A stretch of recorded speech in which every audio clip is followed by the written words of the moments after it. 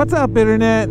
Today, well, kind of two things, but today I'm going to give you a first impression of my new Givi tail bag, which is behind me because it's a tail bag, so you can't really see it yet. But it's also kind of a twofold thing because I've got the Busa all pretty much loaded up for its first road trip, and this is kind of just like a shakedown run. I did the same thing a couple of years ago with my ZX-10 and the tank bag and tail bag that I got for that before I went out to California. And I don't know, it's a new bike, it's a new luggage, gear, whatever you want to call it. And I think it's just wise to make sure you've got a good idea of how you're strapping everything down. So I don't have absolutely everything. I've got a few more things that I need to put in to my tail bag, but it's mostly packed. It's probably like 90% packed. So we got our strap down. We're gonna go hit a few little curves, jump on the interstate, and then I'll find a parking lot and we'll kind of just go through it. Again, first impression video. We'll see after 3,600 miles or so if I still like it. Yeah, let's get to it. Oh my goodness, all these cars jacked up in the right lane. That's all right. We'll stay in the left lane and just pass them all and move over.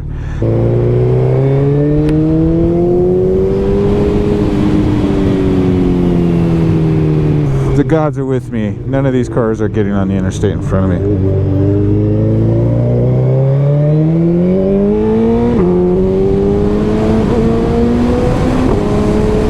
That was weird. I've never had the bike do that. Like, it didn't shift. What was that, first to second the first time? It did not shift. I'm gonna have to watch the video on that one. Felt like it didn't shift. I don't know, that was weird.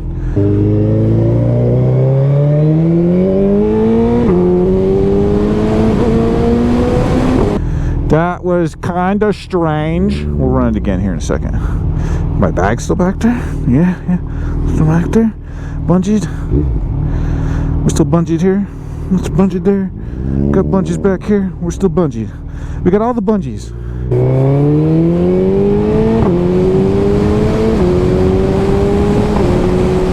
That's a little bit more like it.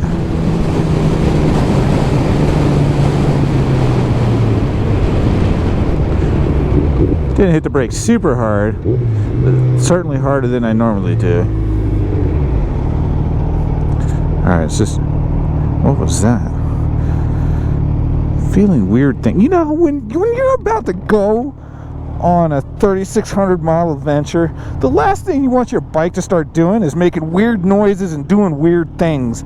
That's not how you build confidence. You know what I'm saying? That felt weird. I don't think I hit the brakes hard enough for ABS to kick in. No way. You know, I don't feel it at all. There's a few more tools I need to add to it, but so it'll be a little bit heavier once I'm 100% done, but it's not that bad. God, there's so many cars.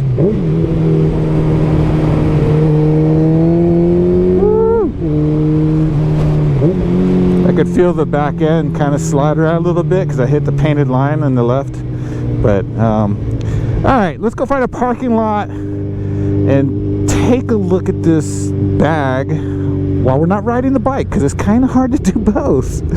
Okay, you know, I got to get used to getting on and off the bike like this. Although I just did like a little side round kick thingamabob and it was okay, but I probably should just get used to doing it the other way, because before I always hit my bag. There it is. There's the Givi Easy-T Tail Bag.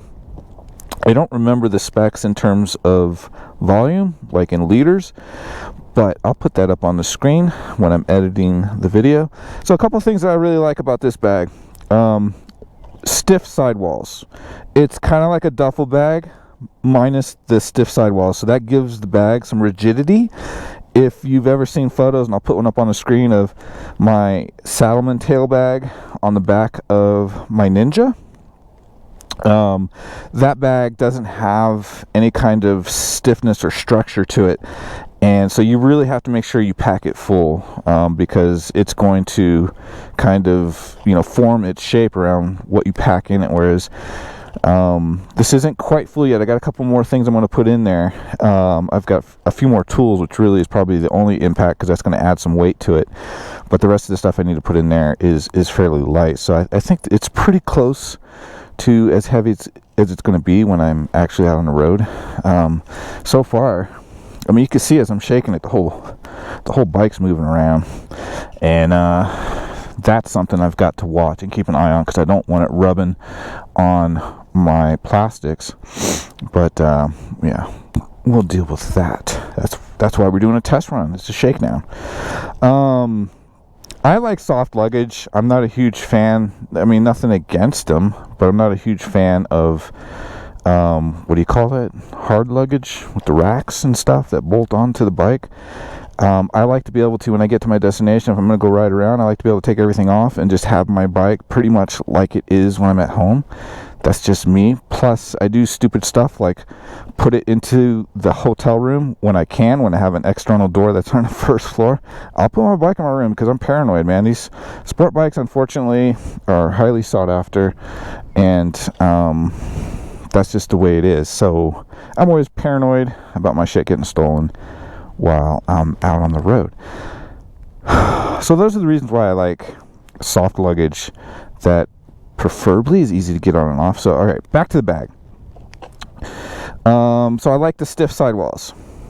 This is reflective at night, so that's kind of cool. Plus you've got these bright neon green zippers everywhere, so there's some visibility built in the bag. That's cool. You got lots of D-rings everywhere, because I am going to bring this tripod chair, and I'll bungee that to the top of this guy.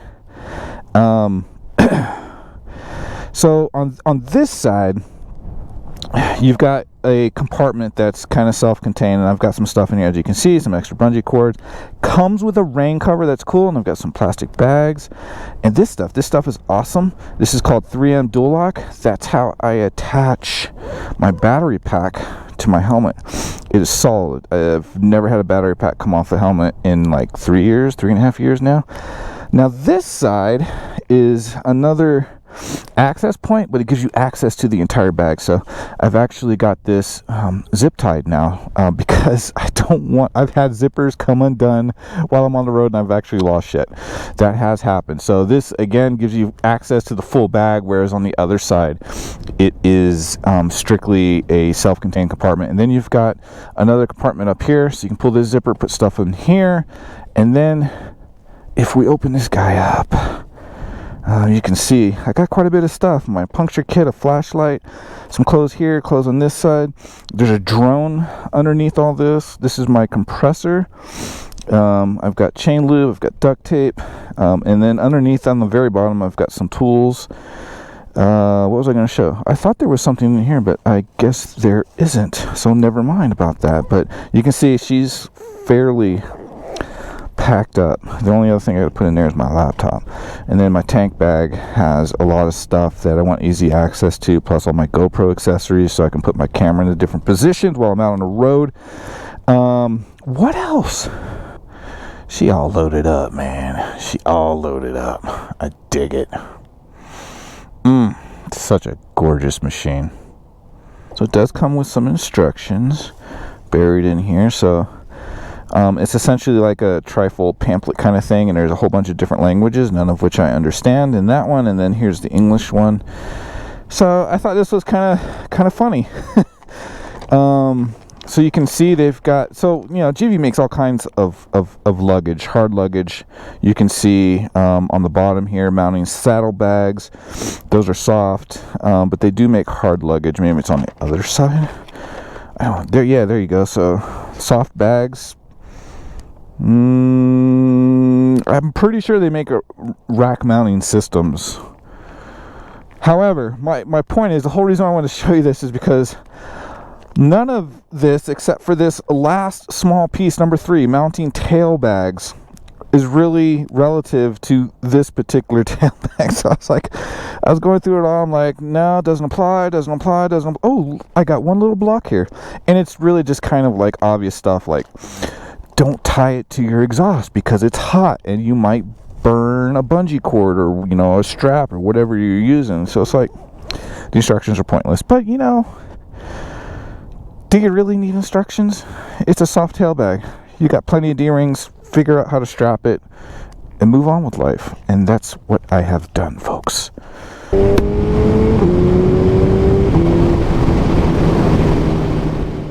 All right, man, let's wrap this back up. Obviously, back in the garage after the ride. First impression is it's good. I like it. I'm happy with it so far, but we haven't gone anywhere with it yet. So it is just a first impression. But it's good that it's a positive first impression. So here's what I like about it. I love the rigid sidewalls. These are nice and rigid, so that kind of gives the duffel bag some shape. That's pretty nice. I love this little reflective piece. They've got some reflective high-vis little bits and pieces kind of just built into it. The zippers are like neon green or yellow, so they're really high-vis. Not that I plan on doing too much riding at night, but you never know. So let's see, what else? I don't really understand. Like on the other side, it's a separate compartment, the side piece here, but on this side, it just opens up and gives you access to the whole bag. And I just knocked something on the ground, whatever. I don't understand that. For me personally, I would have preferred to have another separate compartment here on the side as is on the other side. That just makes more sense to me because you can it's open right now. Look at that, there you go. It's probably hard to see on the camera, but you can open it up and get, you know, all the access you need from the top. So why do I need two of those? I don't get that piece, but whatever. I've zip tied the zippers. I think I showed you that earlier. Let's see. Did I talk about how impressed I am with how much stuff you can fit in it? It doesn't look like I can get as much stuff in it as I have. I'll put up some pictures, but usually I have my tail bag. Can you see my tail bag? That's one. A backpack and a tank bag. And I hate wearing my backpack while I ride, so I just bungee that to the top of my tail bag. But I don't think I'm going to take a backpack this time, and I'm pretty sure I'm packing everything I've packed before. I have a list from way back, so I'm just packing the same shit. But I don't think I'm gonna bring a backpack, which is nice. Although backpacks can be handy too. So you know, I don't know. I'm gonna go without the backpack, and I'm pretty sure I'm gonna make it, and everything's gonna fit in because there's not much left. I think I really just gotta get my laptop and power supply and mouse in there. Everything else is in there. Oh, some tools, but it doesn't look like it would hold as much stuff as it does. So that's very positive, because that's kind of what I bought it for. I love how easy it is to bungee down my tail bag for the ZX-10. It's a bit of a chore to get it secured in a manner where it's not rubbing your fairings off, or for me, the vinyl wrap over my fairings. But it's just a chore, and it's a chore to get right. This is not a chore. It's really, really super easy. Part of that is the grab handle on the back of the Busa is really convenient for strapping the back of the pack. So I think what I'm going to do is I'm going to get those genuine accessory replacement bolts here that stick out and give you a tie down point. And that's going to be really nice, because then you're not going all the way down to your foot peg rest and having the bungee rest against the fairing. So it'll tie down right here and just go straight up, and that'll be kind of cool. So I'm definitely going to get those. Because it's just a cleaner setup, I think. So I'm digging that. I don't know. I think that's everything I can think of. So first impression, good. We'll see what I think about it after 3,600 miles in 6+ days. See if I still like it or not. All right. Keep the rubber side down. We'll see you guys in the next video. Bye.